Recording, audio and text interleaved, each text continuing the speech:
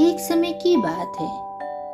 लखनपुर नामक एक गांव हुआ करता था। गांव के रास्ते में एक बिल में सांप का बसेरा था। सांप बहुत ही विषैला था। जो भी उस रास्ते से गुजरता वह उसके पीछे दौड़ पड़ता और अपने विषैले दांतों से काटकर उसकी जान ले लिया करता था। पूरा गांव उस विषैले सांप से बहुत ही पीड़ित था। गांव में चारों तरफ उस विषैले सांप की दहशत फैल गई थी। लोग रात दिन उसे कोसते और सांप के मरने की प्रार्थना करते। एक दिन उस गांव में बहुत ही चतुर व्यक्ति आया। गांव के सारे लोगों ने उस सांप के बारे में बताया कि कितना उत्पात यह विषैला सांप मचा रहा है। गांव वालों की बात सुनकर वह चतुर व्यक्ति सांप के पास पहुंच गया और उसे समझाते हुए बोला, यह जन्म बार बार नहीं मिलता। ऐसा जीवन किस काम का कि लोग तुम्हें गालियां दे रहे हैं, कोस रहे हैं और तुम्हारे मरने का इंतजार कर रहे हैं। किसी को सताना और उसके प्राण लेना अन्याय है। भगवान तुम्हें कभी क्षमा नहीं करेगा। उस चतुर व्यक्ति की बात सुनकर सांप पर बहुत ही गहरा असर हुआ।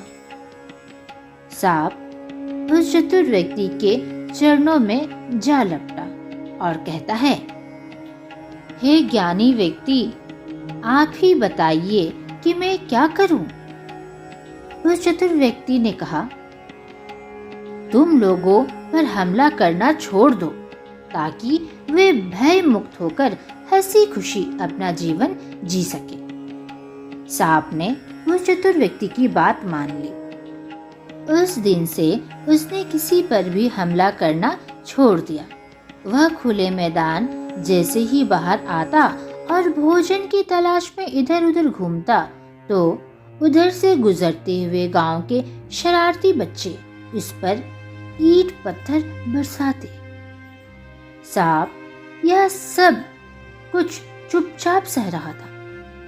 लोग सांप के प्रति निर्मम हो गए थे। गांव के बच्चे वहां एकत्रित हो जाते और सांप को ईंट पत्थर से मारने लगते, उसके बदन में लकड़ी चुभाते। गांव के बच्चों के लिए अब यह एक खेल बन चुका था।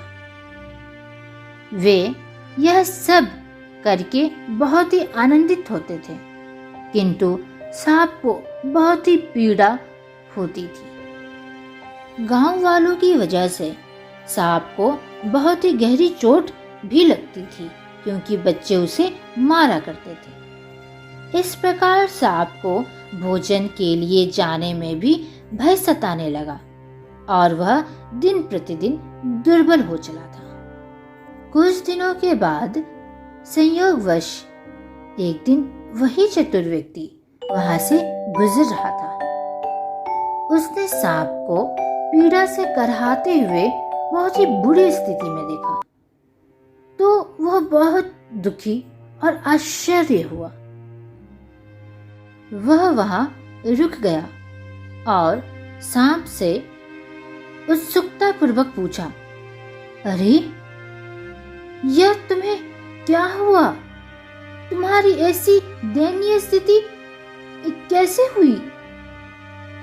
सांप ने उस चतुर व्यक्ति को सारी बात बताई। उसकी बात सुनकर उस व्यक्ति ने बोला, अरे भाई, मैंने तुम्हें काटने को रोका था, किंतु फुफकार मारने से तो मना नहीं किया था।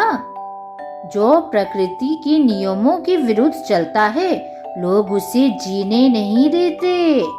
फुफकार कर अपने जीवन की रक्षा करना तुम्हारी प्रकृति है।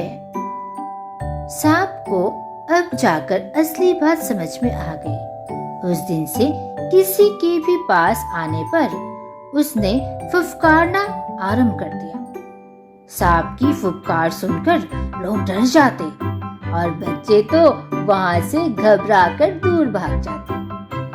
गांव वालों ने अब उस सांप को सताना छोड़ दिया था और सांप तो पहले से ही गांव वालों को नहीं काटा करता था। अब वहां की स्थिति बहुत ही सामान्य हो गई थी। लोगों ने अब उस सांप से डरना भी बंद कर दिया था। अब सभी लोग वहां पर बहुत ही हंसी खुशी रहा करते थे। सांप कहता है, भला हो उस चतुर व्यक्ति का जिसने मुझे यह ज्ञान दिया। तो दोस्तों, आज की कहानी से हमें यह सीख मिलती है कि प्रकृति के नियमों के अनुसार चलना ही बुद्धिमानी है। जो प्रकृति के नियम के विरुद्ध चलता है उसे कष्ट उठाना पड़ता है। आज का प्रश्न, क्या आप बता सकते हैं सांप किस गांव में रहता था? उस गांव का क्या नाम था? अपने जवाब कमेंट बॉक्स में जरूर से लिखें। तो अभी के लिए बस इतना ही। मिलते हैं फिर नेक्स्ट हिंदी कार्टून कहानी वीडियो में। Tata, good bye.